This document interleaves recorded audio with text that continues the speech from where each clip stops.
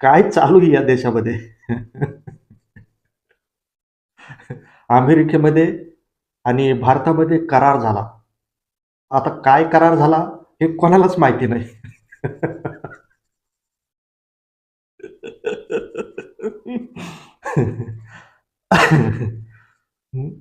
एवढी मोठी डील झाली की त्याच्यावरती पंतप्रधान पण बोलायला तयार नाही. मेन स्ट्रीम मीडिया पण बोलत नाही.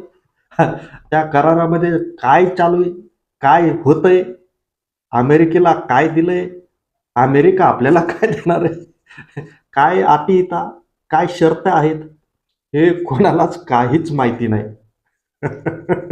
तिकडून डोनाल्ड ट्रम्प बोलतोय आणि आपण त्याला प्रतिक्रिया देतोय.